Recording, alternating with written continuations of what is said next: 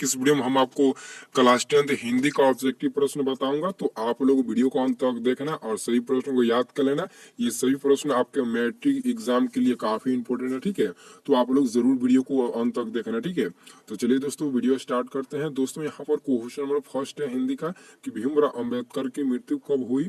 तो भीमराव अम्बेडकर की मृत्यु कब हुई थी, तो दोस्तों याद रखना इसका सही उत्तर हो जाएगा ऑप्शन नंबर क्या हो जाएगा दोस्तों, ऑप्शन नंबर ए हो जाएगा, क्योंकि उनका जन्म 1891 ईस्वी में हुआ था, 14 अप्रैल 1891 ईस्वी में, और उनका मृत्यु जो हुआ था 1956 ईस्वी में हुआ था, ठीक है। याद रखना इसका जन्म कब हुआ था, इनका जन्म कब हुआ था और मृत्यु कब हुई थी, दोनों आप लोग याद रखना, दोनों आपके एग्जाम में पूछे जाते हैं, ठीक है। दूसरा नंबर प्रश्न है कि the caste in India their mechanism के लेखक है। मैकेनिज्म के लेखक कौन है, तो दोस्तों इसका भी आंसर आप लोगों को पहले से पता होगा, इसका आंसर आप लोगों को पहले से पता होगा। इसका लेखक भीमराव अम्बेडकर ही है, ठीक है, याद रखना। अगला क्वेश्चन 3 नंबर है दोस्तों। अगला क्वेश्चन क्या है, 3 नंबर। दोस्तों यहाँ पर 3 नंबर प्रश्न है। 3 नंबर प्रश्न क्या है कि नलिन बिलोचन शर्मा की कहानी है। नलिन बिलोचन शर्मा की कहानी कौन सी है, तो दोस्तों याद रखना नलिन बिलोचन शर्मा की कहानी ऑप्शन नंबर सी हो जाएगा 20 के दांत। 20 के दांत नलिन बिलोचन शर्मा की कहानी है, ठीक है।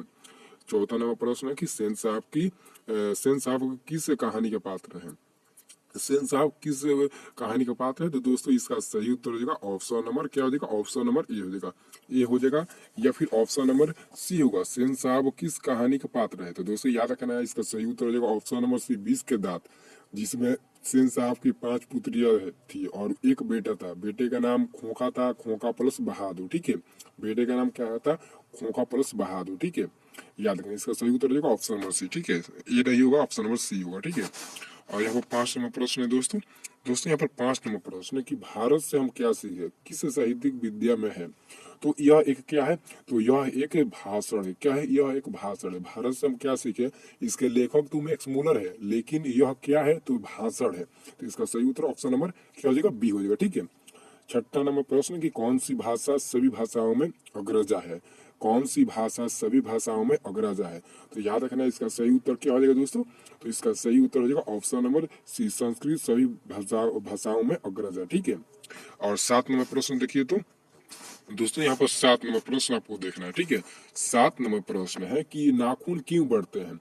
यह प्रश्न लेखक के समक्ष किसने मतलब कि लेखक के समक्ष किसने उप में किया, किसने किसके उप में किया, ठीक है। तो इसका सही उत्तर क्या है, पत्नी के रूप में, मित्र के रूप में, छोटी बेटी के रूप में, या फिर नौकर के रूप में, ठीक है। तो इसका आंसर क्या हो जाएगा, ऑप्शन नंबर बी हो जाएगा, छोटी बेटी के रूप में, ठीक है। छोटी बेटी के रूप में ऑप्शन नंबर बी हो जाएगा, ठीक है। 8 नंबर प्रश्न की नाखून मनुष्य का क्या था, प्राचीनतम हथियार या फिर मध्यकालीन हथियार। ये तो सबको मालूम हुआ, नाखून मनुष्य का सबसे पुराना हथियार था, ठीक है। तो पुराना का मतलब क्या हुआ, प्राचीन, ठीक है। तो इसका सही उत्तर क्या हो जाएगा, ऑप्शन नंबर क्या हो जाएगा, ये हो जाएगा, पुराना हथियार था मनुष्य का नाखून, ठीक है, याद रखना। अब क्वेश्चन हम आपको कितना नंबर बताएंगे, 9 नंबर, ठीक है। अब यहाँ पर हम आपको क्वेश्चन 9 नंबर बताएंगे, ठीक है। यहाँ पर 9 नंबर दोस्तों क्वेश्चन है 9 नंबर, ठीक है, कि उत्तर भारत के नागरी लिपि को हम किस नाम से जानते हैं। उत्तर भारत के नागरी लिपि को हम लोग किस नाम से जानते हैं, तो देवनागरी लिपि के नाम से जानते हैं, ऑप्शन नंबर ए हो जाएगा, ठीक है। 10 नंबर क्वेश्चन की महदूद गजनवी द्वारा चलाया गया सिक्का किस लिपि में लिखा गया है, किस लिपि में लिखा गया है, तो दोस्तों याद रखना इसका सही उत्तर हो जाएगा ऑप्शन नंबर ए हो जाएगा, ब्राह्म लिपि में, ठीक है। ब्राह्म लिपि में ऑप्शन नंबर ए हो जाएगा, ठीक है। अगला क्वेश्चन देखिए तो अगला क्वेश्चन 11 नंबर है दोस्तों। 11 नंबर प्रश्न कि बहादुर कहाँ से भाग कर आया था। बहादुर कहाँ से भाग कर आया था, आप लोग बहादुर के बारे में पढ़ा होगा 20 के दांत में।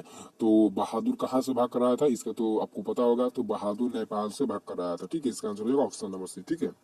12 नंबर प्रश्न है कि रिश्तेदार जी पत्नी के कितने रुपए खो गए थे। रिश्तेदार की पत्नी के कितने रुपए खो गए थे, तो इसका सही उत्तर क्या हो जाएगा, आपका आंसर क्या हो जाएगा दोस्तों, ऑप्शन नंबर ए हो जाएगा 11 रुपया, यानी कि ऑप्शन नंबर ए हो जाएगा, ठीक है। 13 नंबर प्रश्न है कि दूसरों की नकल कर लिखा गया साहित्य कैसे होता है। दूसरों की नकल कर लिखा गया साहित्य कैसा होता है, तो याद रखना उद्यम होता है, ऑप्शन नंबर उद्यम। और लग गया इसका मतलब कि आप लोगों को समझता, आप लोग समझदार है, आप लोग समझ गए होंगे कि और पहले लगा दिया तो इसका मतलब क्या होता है, ठीक है। अब क्वेश्चन नंबर 14 है, ठीक है, क्वेश्चन नंबर 14 है, ठीक है। तो क्वेश्चन नंबर 14 देखिए, 14 क्वेश्चन में ध्यान से देखिए। 14 में क्वेश्चन है कि बिरजू महाराज को संगीत नाटक अकादमी अवार्ड किस उम्र में मिला, किस उम्र में मिला, तो दोस्तों याद रखना इसका सही उत्तर हो जाएगा ऑप्शन नंबर डी हो जाएगा 27 वर्ष के उम्र में बिरजू महाराज को संगीत से नाटक से अकादमी अवार्ड मिला। ठीक है। 15 नंबर क्वेश्चन है कि अभिनव में लेखक ने कितनी कविताएं लिखी है। अभिनव में लेखक ने कितनी कविताएं लिखी, तो याद रखना 35 कविताएं लिखी। ठीक है, ऑप्शन नंबर सी हो जाएगा। ठीक है। अगला प्रश्न है यहाँ पर 16 नंबर प्रश्न है दोस्तों कि मछली किस प्रकार की कहानी है। मछली किस प्रकार की कहानी है, ऐतिहासिक, सामाजिक, व्यंग्यात्मक या फिर मनोवैज्ञानिक। तो इसका सही उत्तर क्या होगा दोस्तों, ऑप्शन नंबर क्या हो जाएगा, सी हो जाएगा, सामाजिक। मछली एक सामाजिक कहानी है। ठीक है, सामाजिक कहानी। अगर पूछ दे कि मछली क्या है, कहानी, निबंध, नाटक और भाषा, तो आप लोग कहानी माना, क्योंकि कहानी को हरा है क्वेश्चन में। ठीक है। 17वां प्रश्न है कि बिस्मिल्लाह खां के मामा का नाम था। बिस्मिल्लाह खां के मामा के क्या नाम था, तो याद रखना बिस्मिल्लाह खां के मामा का क्या नाम था, तो Sadiq Hussain. Option number C हो जाएगा। ठीक है। 18 नंबर प्रश्न है कि भारतीय संस्कृति किसका प्रतीक है। भारतीय संस्कृति किसका प्रतीक है, इसका आंसर हो जाएगा एकता का, मानवता का, विविधता का, और ऑप्शन नंबर डी में है विभिन्न संस्कृतियों के समाजों का। तो इसका सही उत्तर हो जाएगा ऑप्शन नंबर डी ही होगा। ठीक है, ऑप्शन नंबर डी ही होगा। ठीक है, याद रखना। और अगला प्रश्न दोस्तों यहाँ पर अगला प्रश्न 19 नंबर है। 19 नंबर प्रश्न है कि गुरु नानक के अनुसार किसके बिना जन्म व्यर्थ है। गुरु नानक के अनुसार किसके बिना जन्म व्यर्थ है, तो याद रखना राम नाम के बिना जन्म व्यर्थ है गुरु नानक के अनुसार। ठीक है, आंसर हो जाएगा ऑप्शन नंबर डी। ठीक है। और अंतिम प्रश्न है कि गुरु नानक किस भक्ति धारा के कवि है। गुरु नानक किस भक्ति धारा के कवि है, तो याद रखना गुरु नानक निर्गुण भक्ति धारा के कवि है। ठीक है, इसका आंसर होगा ऑप्शन नंबर है। ठीक है दोस्तों, वीडियो अच्छी लगी तो लाइक कमेंट जरूर करना। जितने भी लोग वीडियो देख रहे हैं सभी लोग एक एक कमेंट और एक एक लाइक कर देना। अगर चैनल पर नए हो तो चैनल को सब्सक्राइब कर दो, क्योंकि इसके बाद जो वीडियो मिलेगा आपको मैथ का वायरल ऑब्जेक्टिव क्वेश्चन मिलेगा। बोर्ड के लिए काफी इंपोर्टेंट क्वेश्चन होगा। ठीक है, आप लोग जरूर वीडियो को देखना। ठीक है।